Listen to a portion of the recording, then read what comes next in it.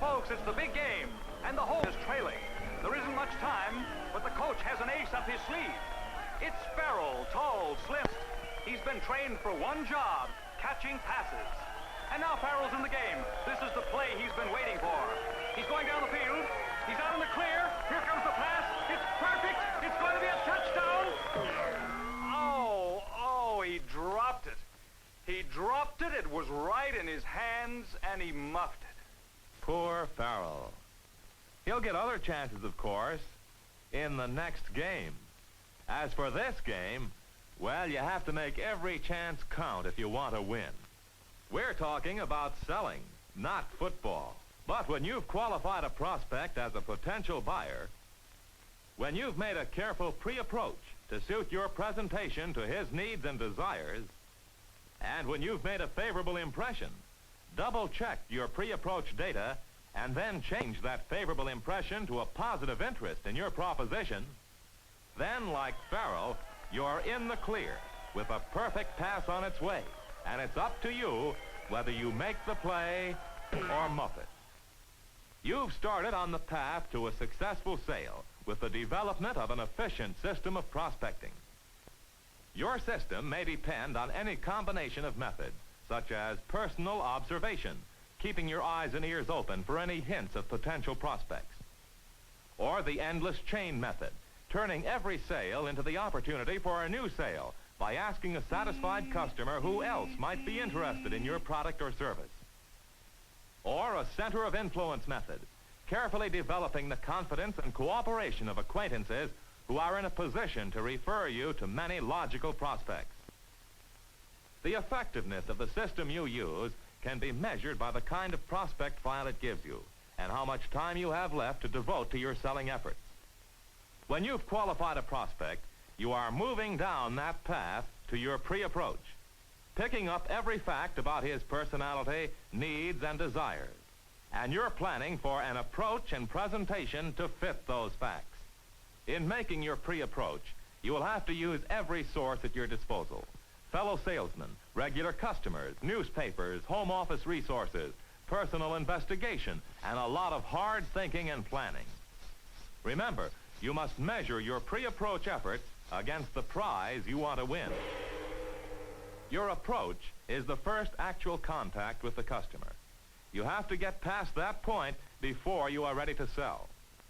But if you look and act as though you have real service to offer your prospect, he will decide to see you. And if you arouse his curiosity and interest in your proposition, your prospect will want to hear about it. When you've reached that stage, you've come a long way on your path to a sale, and your goal is in sight. But you can't relax. There's still a lot of hard work ahead. You'll have to demonstrate your proposition, meet your prospect's objections, and then close the sale. Right now, you have your prospect's interest, yes, but you have to change that interest into a positive desire for your proposition. And you have to give him the confidence and conviction that your particular solution of his problem or need is the best one for him. And finally, you will have to get him to act now before you've made that sale.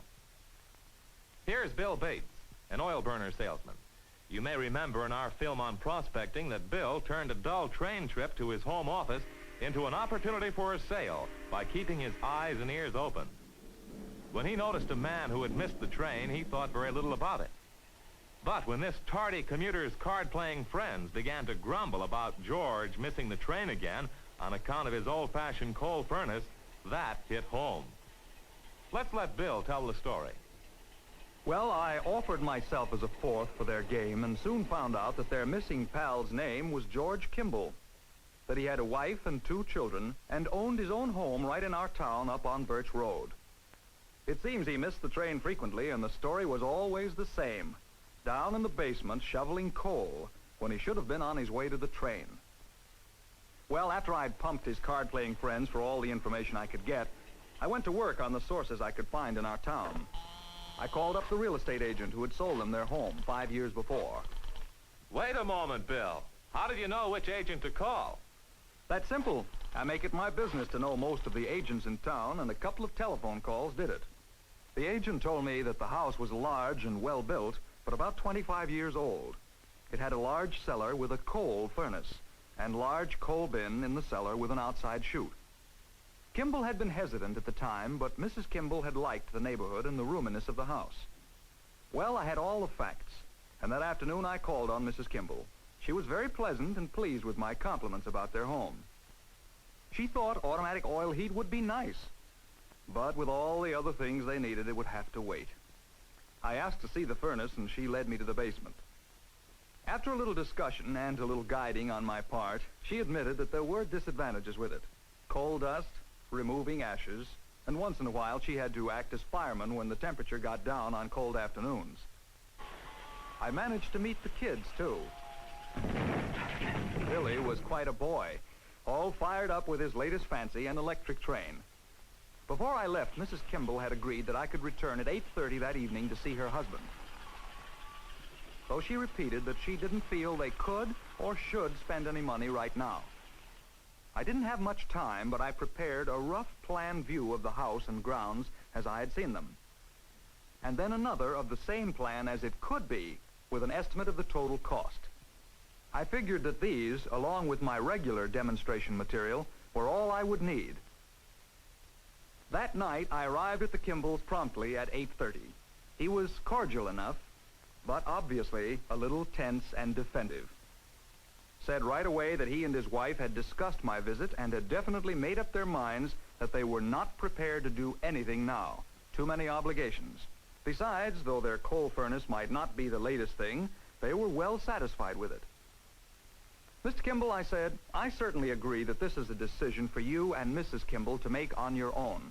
I know you won't go into anything that's not worth your while. But I also know from friends of yours that you are the kind of businessman who likes to get all the facts before making a decision. That's really why I'm here, to give you the facts. I know you'll make your own decision. His tension eased a little at that, and he remembered to ask me to sit down. I explained about my chance meeting with his card partners, leaving out his train missing episode, of course, and then passed along a few of the nice compliments they had paid him. That's why I'm here to see you, Mr. Kimball, I said. I knew a man with your business judgment had probably never had the facts that prove you are losing money every day with a coal furnace, while denying yourself and your family the pleasure and safety of automatic heat.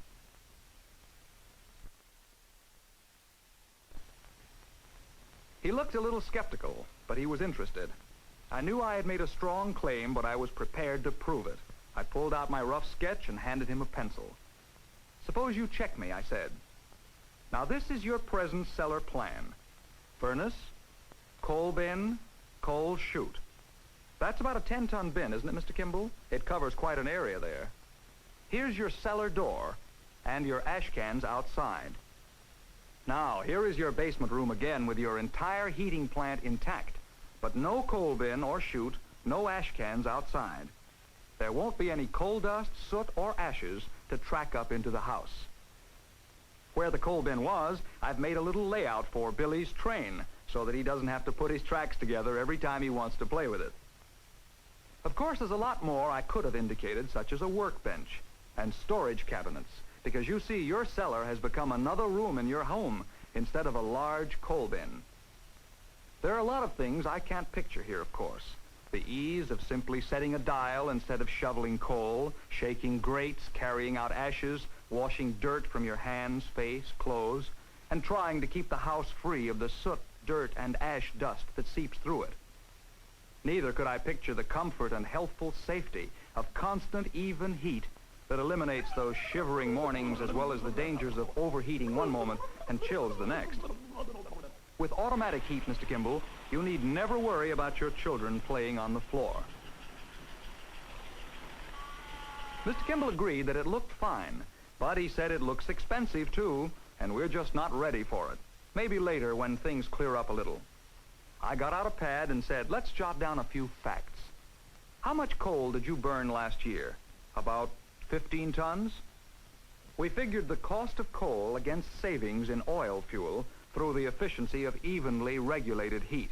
It was quite impressive. But he said it was the initial cost of installation that bothered him. How soon do you think your fire bricks will have to be replaced, I asked. He hadn't thought of that.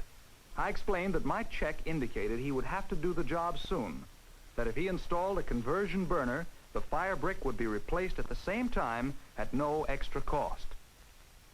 I told him that the entire installation, outside tank, burner, and thermostat had been estimated exactly by our service people, and that its cost compared to the yearly savings in fuel, the convenience to him, and the healthful comfort and extra pleasure he would give to his family alone was worth it.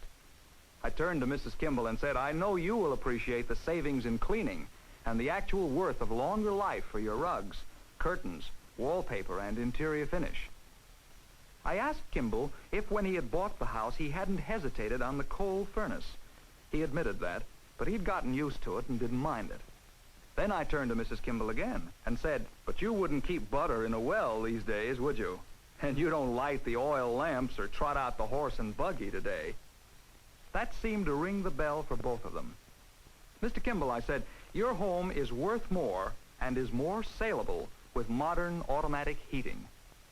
He said he had no intention of selling. I agreed, but said, a man of your ability might either be transferred to a key position in a branch office or accept a new position that might change your plans.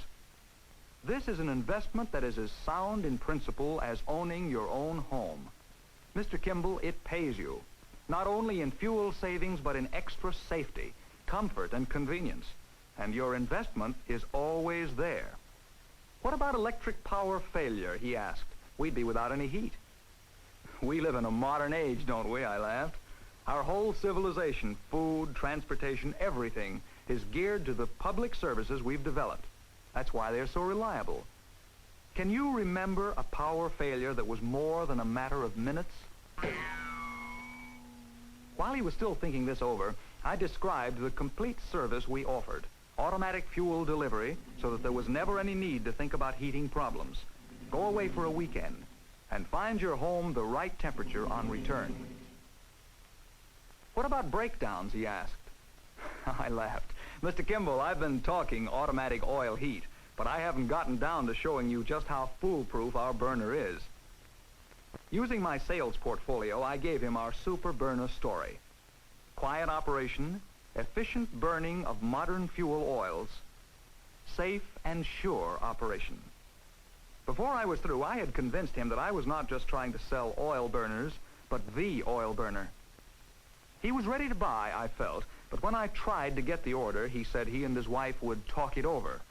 That's fine, I said, but let's just review the facts. You agree that automatic heat is safer and better for your family, don't you? And you agree it would mean a cleaner home with greater living space.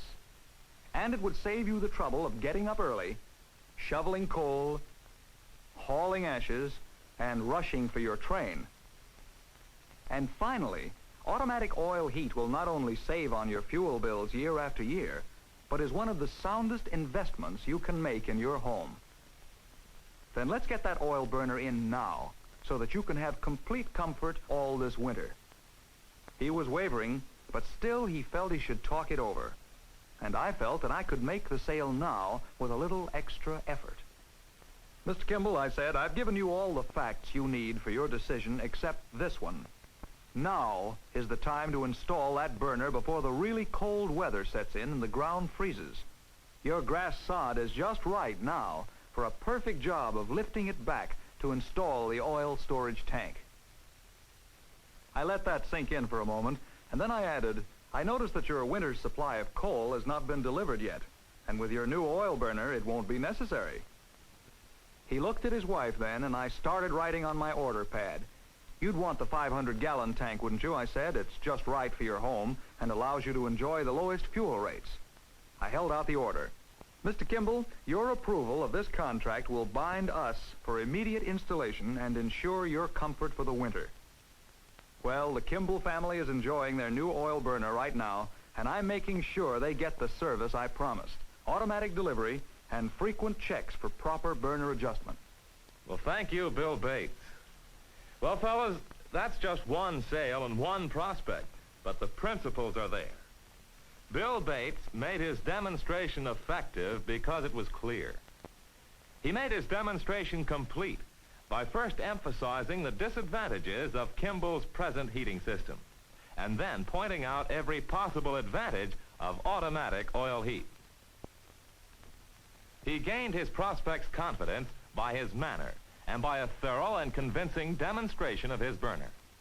And, of course, he eliminated competition by convincing Mr. Kimball that his was the one best burner. When Kimball raised objections, he handled them promptly.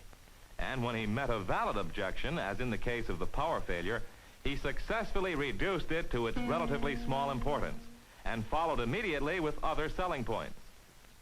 In his closing, he restated his points, getting continued agreement. And when a little extra push was needed, he emphasized the advantage of acting now, and then implied that Kimball would buy by giving him a minor decision to make on the size of storage tank while asking for the order. Then he followed through and made sure that Kimball got what he was promised in performance and service. When you've done that, when you've aroused your prospect's interest, his desire, have won his confidence, and then convinced him that he should act now, well, like Bill Bates, you'll make that sale.